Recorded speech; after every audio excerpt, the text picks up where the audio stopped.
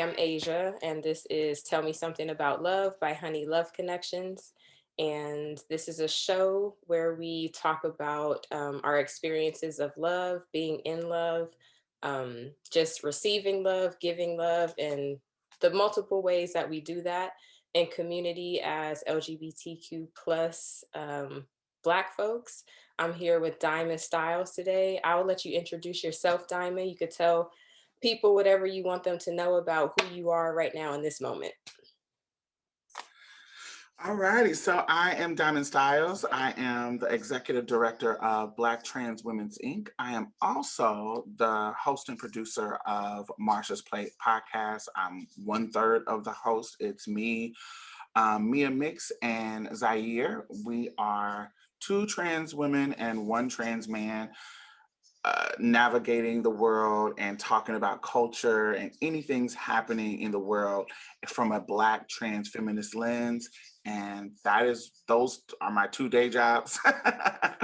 And, I'm just a Black trans woman out here loving and living life, having lots of sex and lots of love situations. And, I love it. Yes. Thank you, Diamond. Thank you so much for being here. So I first want to just ask you, like, how are you feeling coming into this conversation about love and relationships? I know for some people, talking about love and relationships and dating is easy, fun. So for other people, it can be a challenging topic. Like there's just a range of experiences when it comes to love and relationships. So how are you feeling entering into this conversation? I feel great. Yesterday was my birthday, my 40th Oh, birthday. happy birthday.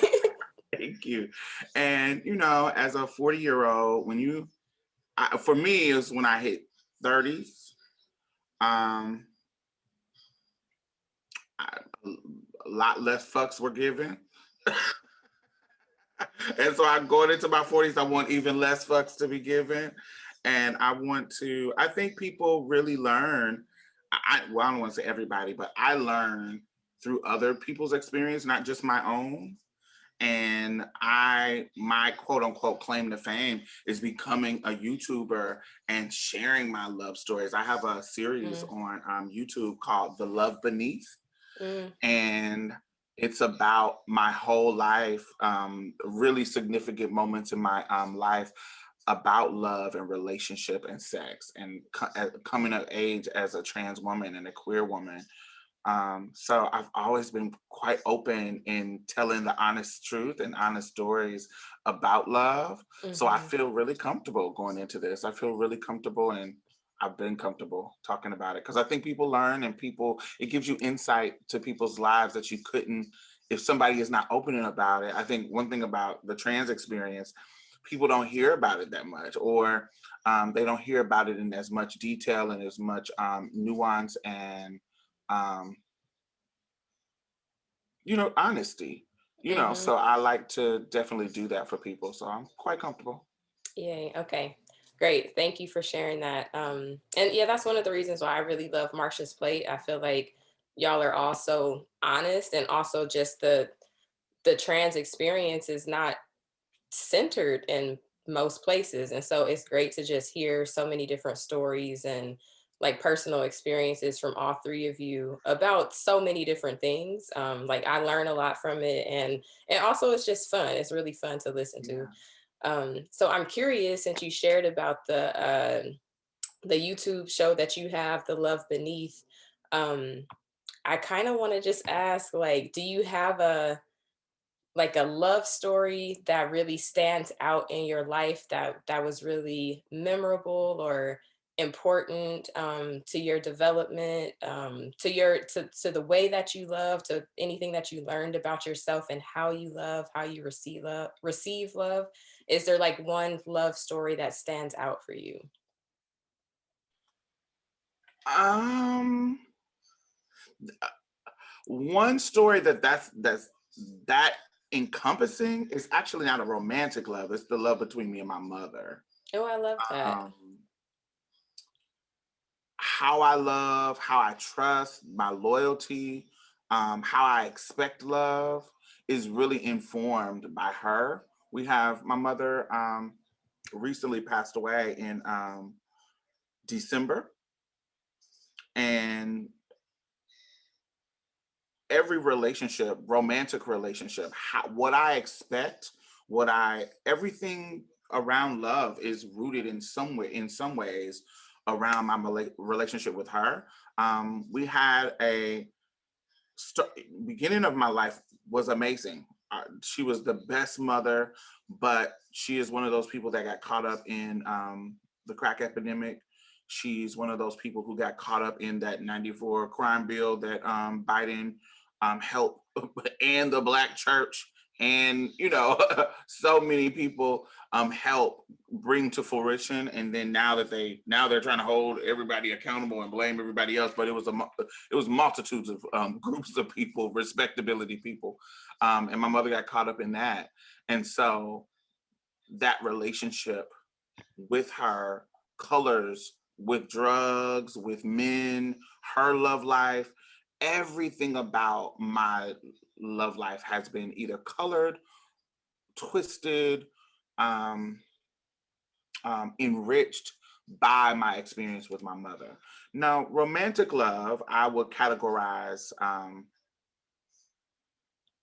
There's three major loves of my life. Gerald, no, I'm sorry, Eric. That was in high school. Gerald was like a puppy love. Sorry. Eric, more significant. Um, which was high school. It was right in the beginning of my transition where I was still trying to, not that you're not always finding yourself, but I was still trying to come into my womanhood. And really, I transitioned really early, around 13.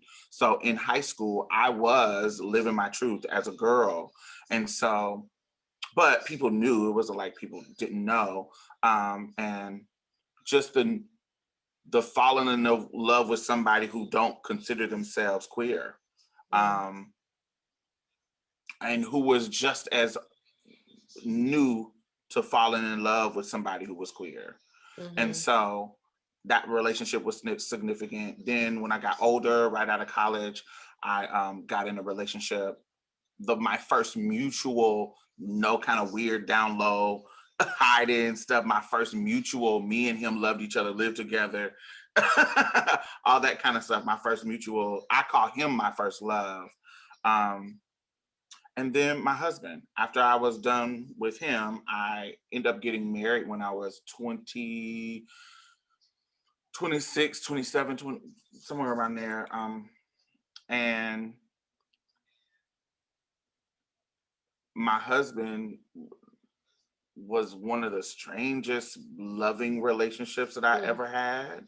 And so those three relationships, very different. I'm definitely somebody who doesn't marry, or not marry, definitely doesn't date the same type of man. I don't Mm-hmm. date the same. It's, some people repeat, like, oh, if I date a thug, I'm going to date another thug. And I date, every one of my dudes are so different. Um, and so those were the three significant loves in my life. Mm-hmm. Yeah. Okay. And they taught me Interest. totally different things, all three of them. Mm. Mm-hmm. So I appreciate you sharing, like, just the variety of loves that you've had over your Mhm. lifetime, and also that you started with your mom, and kind of want to go back to that and just ask about like when you said just the way that that relationship and that love enriched your overall experiences of love and helped to kind of shape and color your expectations of what love is or can be Mhm. like, should be like. Can you share a little bit more about that? Oh gosh, yes. So I told you my mother passed away in December. And I meant to say my condolences and I'm sorry about your mom's passing. Thank you, thank you, thank you. So one of her, what you probably don't know about if a parent passes is that you have to hold a lot of people's um, stories, memories. People want to share memories of your parent.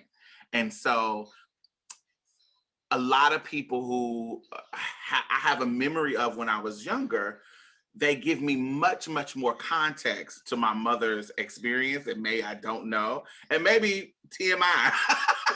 But me and my mother was quite open with each other, so it almost nothing was off limits with me and my mom. My mom wasn't like a respectability politics mother. She was Uh-huh. respectable, but she wasn't the type that was, oh, I'm not gonna talk about this. I'm not gonna talk about this. My mother was very, very open with me because she felt like it establishes trust between us. And if I had Right. a problem, she would want me to come to her instead of coming to somebody else. So one of her old friends contacted me and was like, I'm telling this story just to give you an idea of who my mother was. He was like, "Do you know how I met your mother?" And I was like, "No, Damon, tell me how you met my mother." He was like, "I was walking down the street with my homeboy, and she was on the bus stop burning Robert's clothes." And I was like, "What?" Now, Rob is my youngest brother's father, and they were in Okay. a relationship. And I was like, "What?" He was like, "Yeah, that girl was in the bus stop burning this nigga's clothes."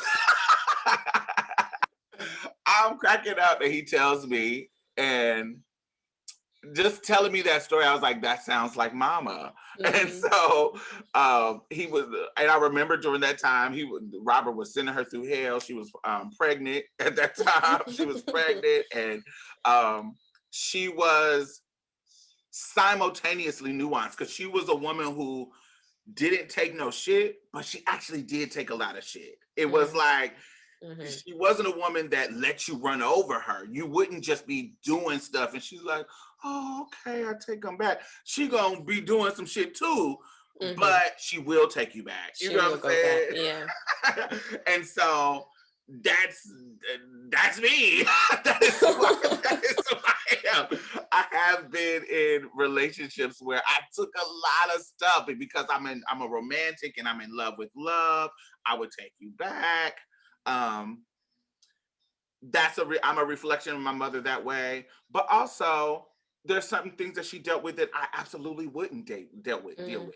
So she dealt with domestic violence. I remember my youngest brother, who not my youngest brother, he was never abusive, but the one in the I have my mother has three children, me, a middle brother, and then my younger brother. The middle brother, his father was horribly abusive, horribly abusive. Like any movie times that you've seen about abuse, times that by 10. Like, I'm surprised my mother is not didn't pass away then. mm, Um, but it established a fear of men in me because I was so young. I was like 5 or 6, and I remember one time, you know how your parents have this power, like if you are doing something you ain't supposed to be doing, and they like, if you don't sit your butt down and da da da da da da da da, and that whatever's in the timbre in their voice kind of mhm. fears you, and you like, ooh, she's Mhm. serious.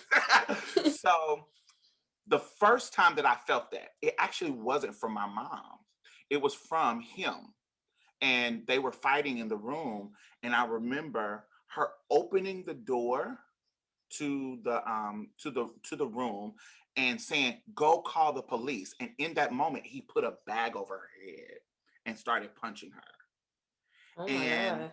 I turned around and was about to run upstairs to call the police, and he said, "You better not go up there." Whatever he said, the bark in his Mm, voice mhm. feared me to freeze. I was 5 or 6 years old. And so for me, I had never felt that because my mother was always sweet. So whatever Mm, that was, that fear freeze situation, that was the first time I felt it and I froze.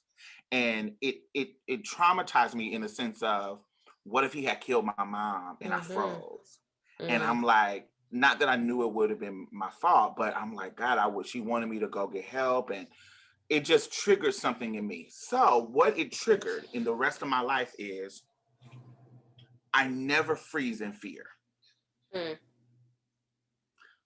It doesn't matter what it is. I'm talking about, I'm doing a when I got older, I got a little bit academic. So I never have stage fright. I'm never a person. I'm just any situation where fear is like overtaking me. Mhm. I don't freeze. I never freeze. It's never my response. My response is fight. Mhm.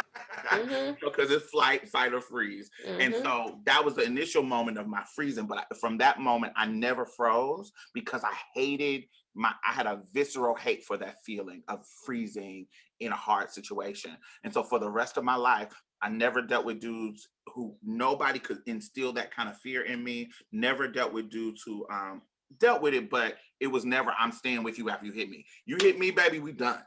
It's Mhm. no, I never was a in a situation where I was being physically abused in that kind of way, and I stayed.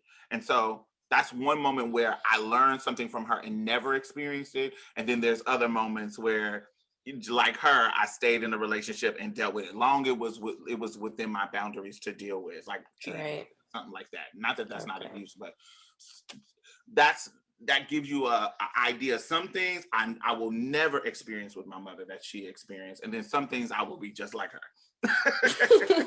I hear that. I understand. So yeah, I that complexity, like it's not always black and white or easy to, to make these kind of hard decisions when you're in love, or when you're in intimate relationship, even when there are things going on that you don't want to experience. So I'm wondering, like, some of the things that you named that you learned from your mother's relationships, and you're like, I absolutely don't do that. Like, I learned from that. How do you know when you are,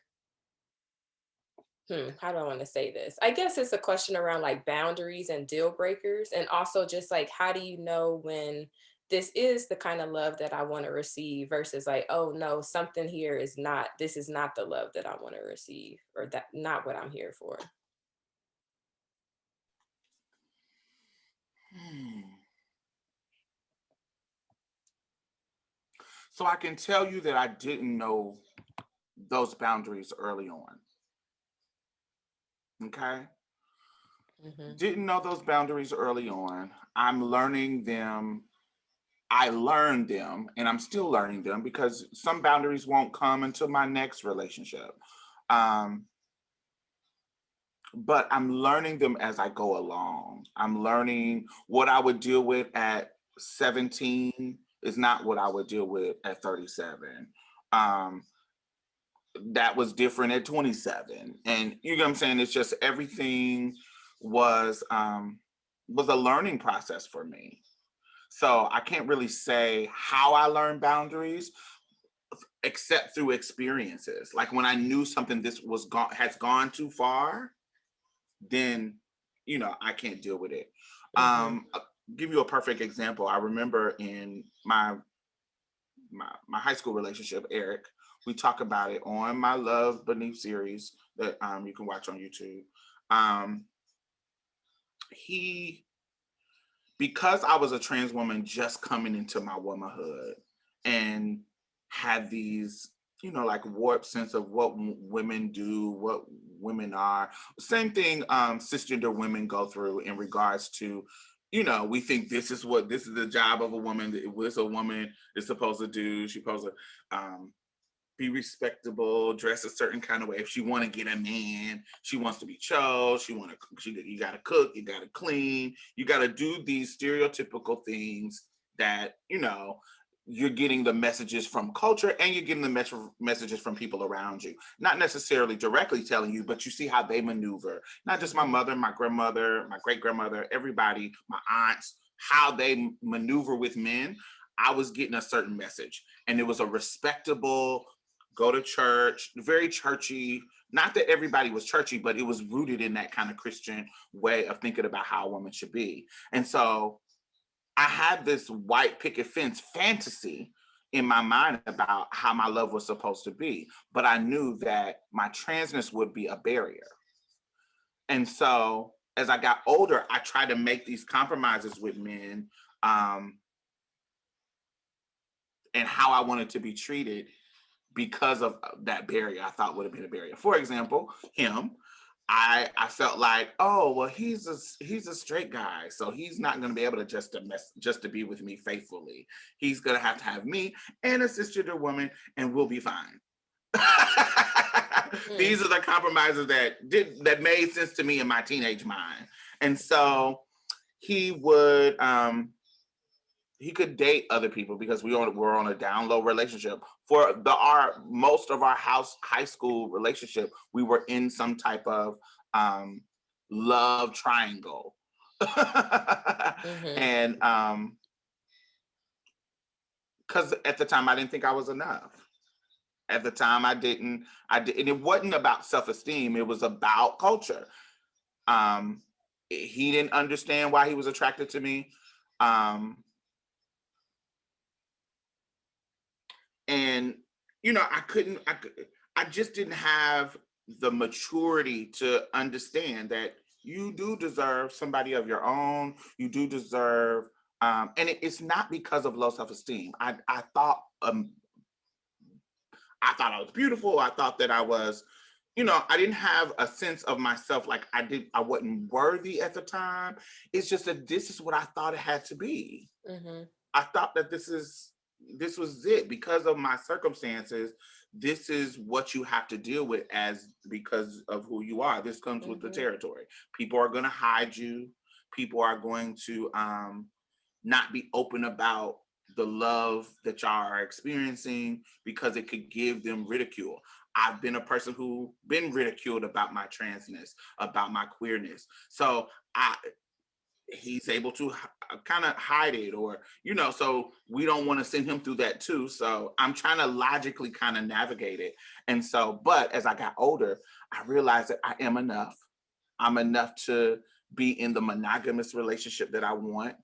I'm enough to not have to revolve my boundaries with love around cultural incompetencies. mm, mhm, And so for me, once I learned that, I was like, oh, great. And then I get in a relationship in my 20s. Once I get out of college, that was the total opposite of that.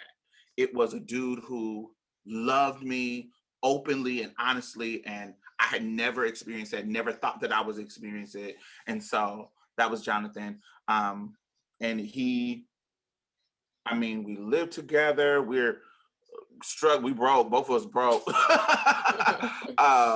Going through life, riding the bus in public, nothing hidden.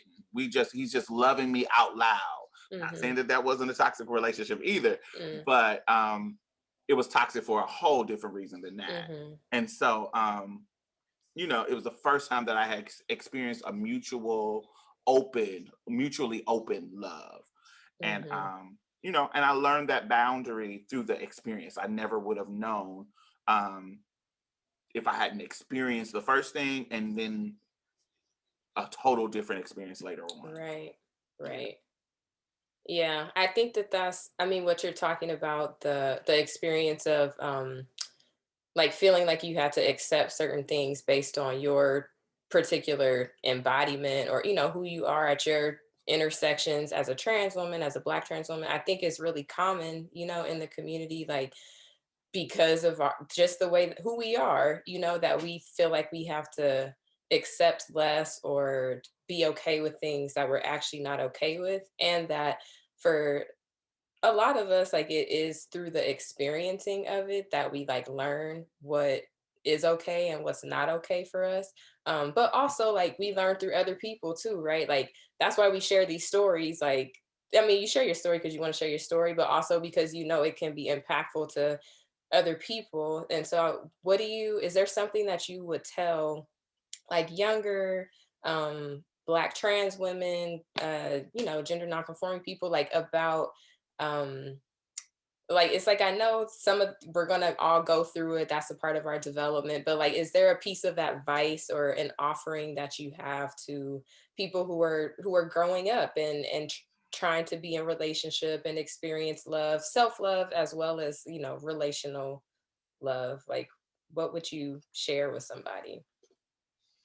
Um, yeah, just what I said earlier. Don't let cultural incompetencies determine your boundaries. That's really, really important. And that's a universal rule. Like a common cultural incompetency is, oh, boys will be boys. That's just how men are, especially if you date men in particular. Um, Boys will be boys because all those kind of patriarchal rooted rules that give men a little bit more freedom than women, those things translate in queer relationship. You got you a stud trying to be more masculine than they want to be. They gonna be trying to, oh, this is how we are. You know, I'm like a nigga, and so they're treating you like shit because da da da. It translates in queer relationships too, sometimes. But that boys will be boys mentality, like men are just gonna do that. I remember younger years listening to older women give my mom relationships advice, and then when I got older into my relationship, me getting advice from her or from other women, it was a common thing, not all of them, but it was a common thing for somebody to say, yeah, baby girl, men are gonna cheat, men are gonna fool around on you. That don't mean they necessarily don't love you, that don't mean they necessarily ain't a good man. This is just, sometimes you got to deal with that. That don't mean you keep dealing with it, but sometimes you got to deal with that. And that set me up for that roller coaster of taking dudes back. That set me up not only by seeing it by example, but also, you know, thinking that this is just how nature is. This is just how dudes are, and da da da da da da da. And so, but it was confusing because y'all still, even when I was younger, y'all still telling me that I'm a dude and I'm not doing all of this stuff. It Hmm. was a weird kind of thing. I'm like, y'all telling me that I'm a dude, and if you really believe that I'm a dude, because you don't respect my transness, then why am I not acting like them? Why am Hmm. I not? Why am I able to be faithful? Why am I able to not be controlled by these secret male instincts and da da da da da da? And so it just, it all was bullshit to me. I knew it was bullshit. I can tell it was bullshit. I can tell y'all really culturally just incompetent and think things that are not true. Um, and then I would see men who were faithful, and I'm like, wait, like other examples. And Hmm. I'm like, oh, and then it was like, oh no, he probably did something in the past and now he faithful. Or, and then some dudes would be like, no, I'm just faithful. No, I just, I'm a one that's faithful. I'm not some unicorn. There's other ones out here, but it's just that I just wanted something different out of my life and my relationship. I didn't want to be unfaithful to my wife. I love my Hmm. wife. And so, before I got married to my wife, yeah, I did my dirt with single, but once I found my wife, this is who I wanted, and I respect her enough not to deal with her in that kind of way. And so, seeing these different examples, seeing these different things, I was like, okay, cool. So that means that whatever the culture is telling me does not necessarily mean that it needs to inform my boundaries. My boundaries should be based on my needs. What do I need in love? What do I need out of this person, that I can get, and what can I give them that is reciprocal, and I can that is equal to what I'm getting, and I'm not just taking. But how can we both negotiate what we need and how to get it from each other in that kind of way? And that's what my boundaries now are based on, my need, Hmm. and not what culture is telling me I should be, what culture is telling me I should get, what culture is telling me that I should expect, particularly around money. um so many things. Hmm. Hmm. Yeah, that's really important. What you said, your boundaries are based on your own needs as opposed to based on cultural incompetencies in particular. Right. Um, so this is something that, like, as you're talking about men and how, men can show up in lots of different ways, like sometimes, and is given a Yeah. little raggedy or toxic or whatever. Not just men, but masculinity can show up in different ways. And then other times, like you said, you've experienced men who are faithful, who can show up in reciprocal relationship. And I feel like I want to ask just like, yeah, what do you love about being in relationship with men? I'm not somebody who dates cis men, and I don't know what that is, but I feel like the toxic masculinity and like those conversations are up a lot around like talking about relationships with men and things. I'm remembering the episode of your show of Marsha's Plate when what's her name from Tea with Queen and Jay was on there, Mhm. and y'all were talking about dating, and y'all were both talking about dating cis men, and I remember her saying like, yeah, I don't have male friends, like I don't have friendships with men because they're trash or something, but she does date them. And I'm just like, what is that experience of like having what are the redeeming qualities? Like, what do you love about being in a relationship with a man? Like, what do you get from that? How does Mm. it feel? Like, what does that love feel like? It's ghetto. Oh no, I'm playing. No. I mean, complexity and nuance. It can be Yes, ghetto and lovely. so yes, like that's Jay from Tea with Queen and Jay.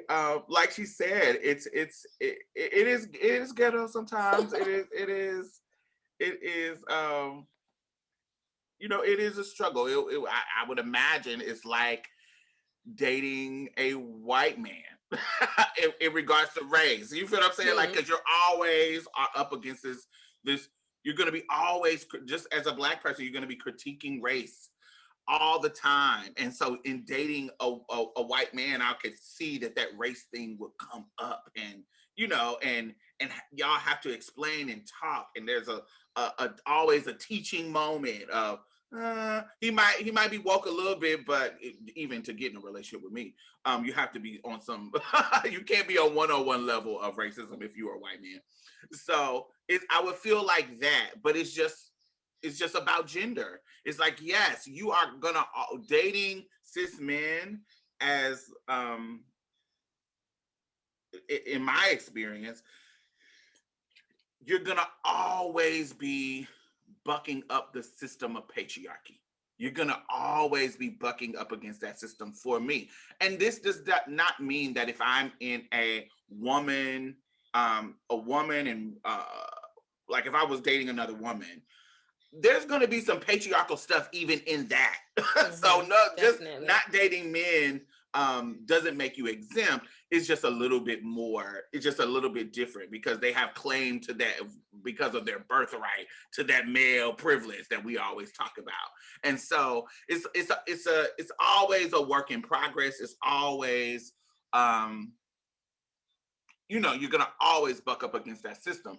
But the beauty of it, trying to think, the beauty of it for me,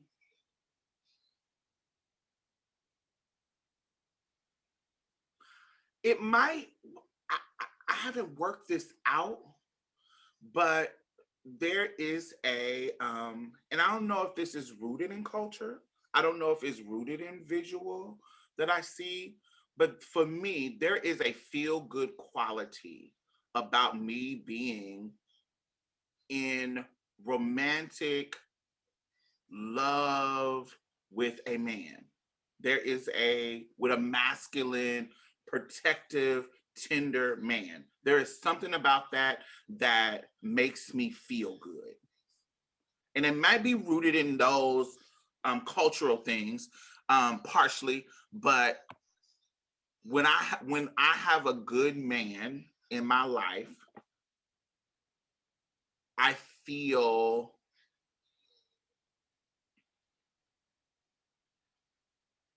I don't know. I don't want to say it's different than anybody else's. It's like when you are in love, when you're in it, not when it's old and it done faded down, but that first feel, not the first one, but like when you've been in love and, oh, I'm securely in love with somebody who loves me, whatever that feeling is, because I am physically attracted to men, I can't say that I've just never experienced it with a woman. Not say that it couldn't happen, but I'm not physically attracted to feminine entities. So I don't know how I would get there. You see what I'm saying? I don't know how I would get there. Not saying that I couldn't, but I don't know how I would get there. So I easily get there with people that I'm attracted to, and I'm attracted to men. So getting to that space of, oh, I'm comfortably in love. I'm comfortably with this man who fits whatever mental check boxes that I need to feel cozy and in love, to feel romantic, to feel held, to feel protected, to feel taken care of, to feel somebody being tender to me, tender to my heart, tender to my emotions. That feeling, it's not necessarily that it's good, that it can't be good with a woman. It's just that I don't know mentally how I would get there because I'm not physically attracted to women. so Yeah. so that it's not necessarily that it's good because he's a man. It's just good because love is good. Being Yeah. in love is good. And so that's what I'm looking for. I'm looking for that, whatever that comfort, whatever that thing that makes you feel like a warm blanket on a cold winter's night, that love feeling. That is the part, that's the thriving part, that companionship. I get it from these people. That's the good thing. That's the redeeming quality. And when it's right, it's right. And it's not that I can't get it from other places. It's just that right now, in where my mental is now, that's where it has to come from until some woman comes sweep me off my feet. It's not having happened yet. Yeah. I love what you're saying, and it feels like you're really conveying that it's a feeling, like you just feel it, like it's something that you feel in your body, that you just sense. And um it may not even be something that you intellectually, understand or like Right. know why. You just feel it, like that Yeah. that's who you're attracted to, and there's something about them that makes you feel good and safe, and like we belong here together. Yes. And I Yeah. think maybe I might have worded my question weird or something, because I wasn't necessarily trying to say like, why do you like men or something. I was trying to say like, I guess I just wanted to hear from you about, yeah, the people who you are attracted to and have been in relationship with in your life. Like what does that feel like? Like what do you love about it? Like what and that, you definitely answered that, but I just want to clarify for myself and for people that I wasn't trying Mhm. to be like, why you like them. um No, I get it. It's just one of those things that that's the part that I can't explain. It is that I can't intellectually explain it. It's just what it is. It's my mhm, common denominator. Now, have I um had other experiences? And there's some nuance to that. It's kind of like sex and the romantic stuff. I've had it's if you've had sex with somebody who just fits you. Like there's some people who you don't, it's for some reason physically on a sexual level, you don't have to explain anything to them. They just, for some reason, whatever they learned in their past, whatever you learned in their past, made y'all do like physically do like this. It's just perfect. How they touch it, how they hug you, how they rub you, how tender they are, how rough they are, how whatever it is about them is just in sync with your body, and you are in sync with theirs. And you can't teach that. It just kind of happens. And y'all kind of are learning and going with the flow with each other. And so it's those two things coming together is amazing, but the romantic and the sexual is actually totally different for me. Like I've had men who've made me feel that amazing romantic love, but I didn't connect with them sexually in the same way that I've been with somebody, some hookup, some fuck buddy who I don't love at all, but for some reason, when we connect sexually, it's some type of magic that happens. But I'm not in love with them. mhm, And it's a combination of all of those things. It's like, whatever your mental fantasy is sexually, whatever your mental fantasy is romantically, and all of them things kind of coming together and intertwining. Um, that's what I think we all have. That we all have what turns us on physically, what turns us on emotionally, what turns us on, you know, in what we want in culturally.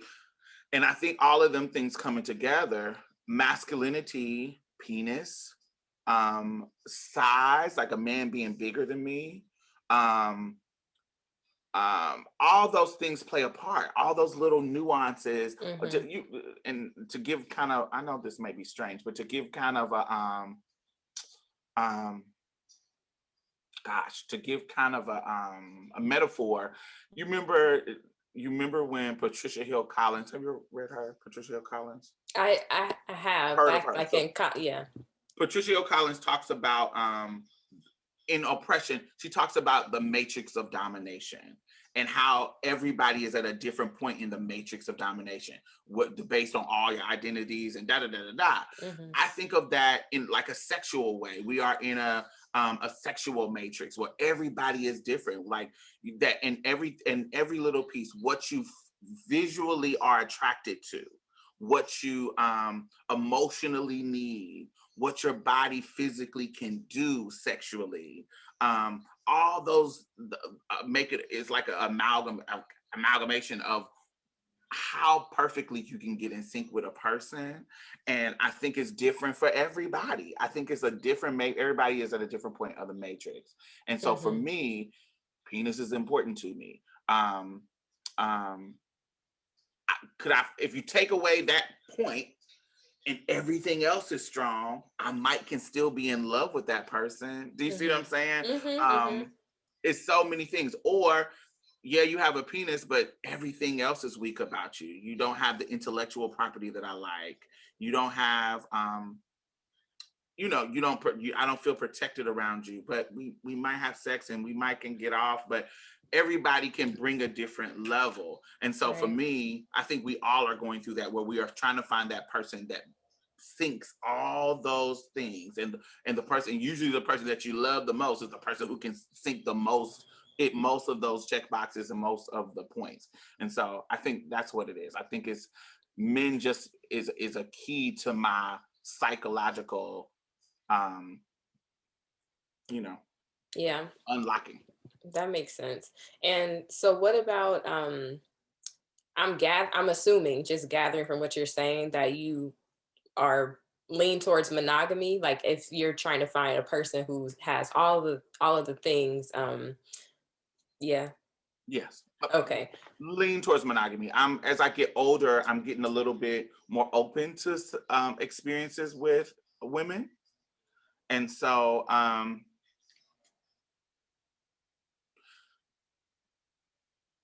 Because I'm just wondering, like, as you were talking about the different matrices and just the differences, like there are different things that you can get from different people. You might have a really great, platonic intellectual connection with somebody that you get a bunch of needs met there, but you don't get the sexual needs met. And do you see it possible for you to like be okay with getting different needs met from different relationships?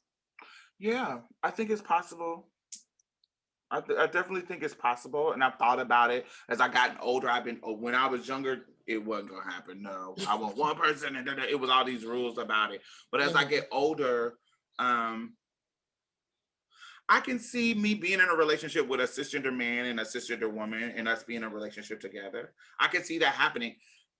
It has to be a very unique way it happens, because my insecurities is something about. I don't think I could come into a couple.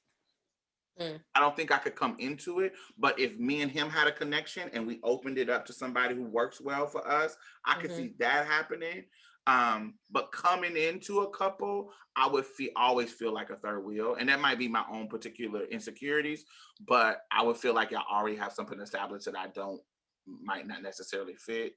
Um, but it has gradually, my boundaries with that, like I said earlier, my boundaries with that has opened up a little bit, but I do lean towards monogamy. But I think that is rooted in some insecurity, because I got to have in order for us to establish bring somebody into our fold, there has to be an establishment of trust, of really, and loyalty and honesty. You have to have consistent for years, be honest and loyal, and show me that I can trust, open you up, open sharing you with somebody, and not having to deal with the fear of the competition, the fear of my own insecurity. Once we have established that, then I feel like it can open up. But if we haven't established that, I will always be fearful.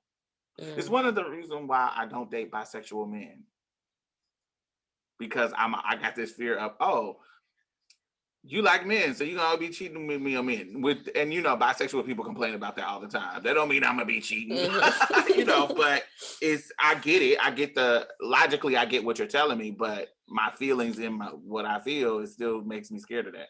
I hear you. Yeah. And we all have fears and, Yeah. insecurities as evolved as we want to be. Like there's still things, that we got to Yeah. work through. Um I think this will be my last question, and I feel like that's a good segue into this question. It sounds like you have, like you've been visioning for what you want for relationships or what's possible for you.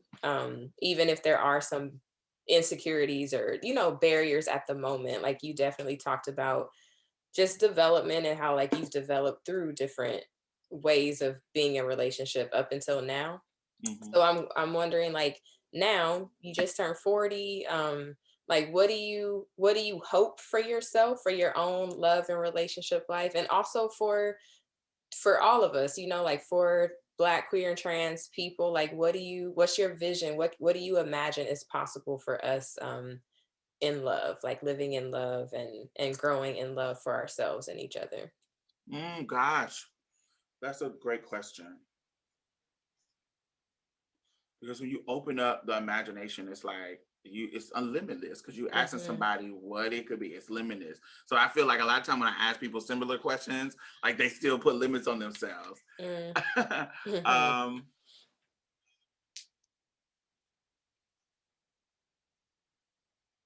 I want it all. I want everything. I want that matrix. I want everything. I want everything I imagine and want and feel. I can get a faithful guy that sexually pleases me, that is financially responsible. Don't need to be rich, but you need to have a job and have or a way to make money where we can have a secure home life. We're not worried about bills. That's quite important to me, and I think it is important. I'm not I'm not that ride or die with a broke ass nigga type of chick. No. That's not gonna happen with me. Um, I need you to bring emotional stability, tenderness, and love. I feel like I can get all of that. I remember in my younger days, relationships were a pillar. Having a man was a pillar of the validation of my womanhood. Mm. Being chose, being somebody's wife, being chose by a dude is what you needed. Not what you needed to be a woman, but every woman I knew had a man that had chose her, whether they married or living with them. Every woman who I respected, who I looked up to, had a man. So I want to be able to have a man too. that was about that was about my what womanhood was. You got to have a man. And so, because that means you're beautiful enough to have a man. That means that you're in the terminology of a trans woman, you're passable enough to have a man. You are worthy. And so, I'm not invested in that way now.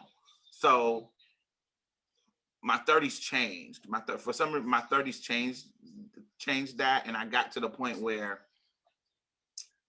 it's kind of scary, to the point where I don't need no dude. Like I haven't even been dating seriously intentionally for like 10 years. I haven't been in a relationship since 2012.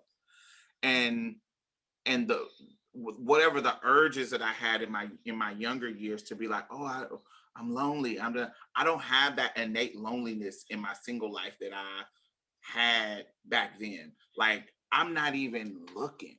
Like it doesn't, for some reason, whatever's happening in my older age, I am content with myself enough to be alone. Mm. And so that hope and desire for a relationship isn't as pressing. It isn't as like nagging, like like I feel like I'm a dolphin. Like it felt like it when my younger years it was nagging. It is not nagging at all now. Like I'm so focused on my career, so focused on my self-care, so focused on me and making me happy and making and bringing joy in my life outside of sex, outside of men, that I've gotten to the point where I don't feel loneliness actually.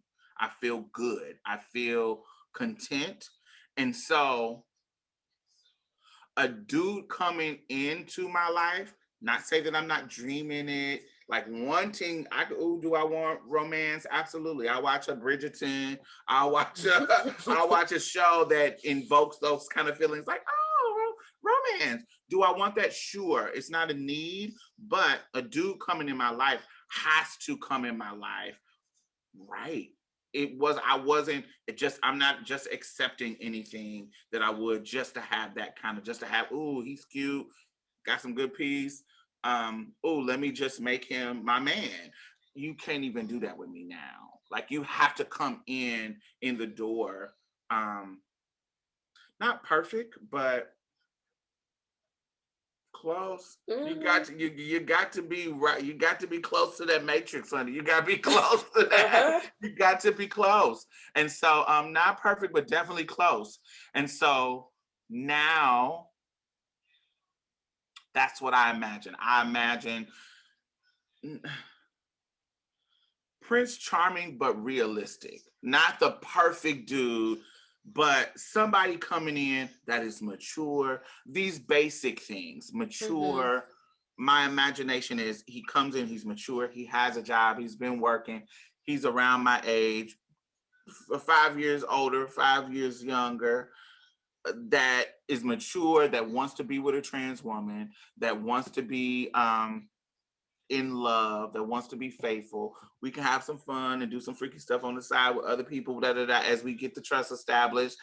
And we're just basically taking care of each other's needs. We are taking care of each other's needs, being each other's companion, and growing from there. And so that's what I imagine that we can be. And I don't feel like that is unreasonable for me to expect responsibility emotionally, financially, and culturally. You got to be wanting to change the world like I'm trying to change the world.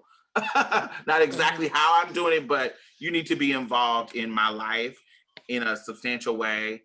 Um, so yeah, just imagine a really well-rounded human being coming into my life, and we are, taking care of each other's needs. Mhm. Okay. So the standards are set. They're Yeah. definitely there, and I feel like it was important too that you named yeah, the standards are set, and if you're not meeting them, then that's fine because you're experiencing like care and love in so many other ways in your life. Like you That named your own self-care, your work. Like I would guess that those are also spaces where that feel good, that feel like you said you're not experiencing loneliness. And I think that we prioritize romantic relationships so much because we feel like that's the only place to get those particular needs met, and it's like there you could get those needs met from so many different places. And again, like you said too, you could still dream and vision and like want the romance and the lovey-dovey and really hope that it comes to you and also and just be in that experience and also just like keep it broad, keep it open. Like there's so much love available all around us, like in everyday life, even if you don't have romantic partnership. Yeah, because I Um, have relationships with guys who, to satiate that need, I have my fuck buddies who come over, and if I want to cuddle and watch a movie with them, I have that. I have mhm, a smart guy who can come over, and I know he's not right for me in the sense of um, long term relationship because he's broke or um, don't have the same vision of the future as I do, but we mhm, can enjoy each other's company for the time being whenever I feel like it on my own terms, and he pleases me when I want to get pleased. And that keeps me comfortable, keeps me satisfied physically on a sexual level. And he knows my boundaries. He knows, we have a great communication. And so, but he's not somebody that I would be with romantically. I mhm, have that to be able to hold me over until I find that right one. mhm, So, yeah. mhm. That's great. I feel like we could keep talking. Every time you say something, I'm like, oh, I have another question, or I could say Well, something else. I don't. But but I'm open. I'm a wrap it up just because it's about an hour, and I don't know, people's capacity to watch things or listen to things. But thank you so much for being my first guest and being so open and honest, and sharing your personal experiences, and also like some things that you've learned along the way that can be helpful to other people who are growing into their identities and into love. And um yeah, this is Tell Me Something About Love. This is Diamond Styles. You have any last words you want to say? Oh gosh. Thank you for having me. I'm great questions. They have made me even think about things that I haven't examined. So great questions. All right.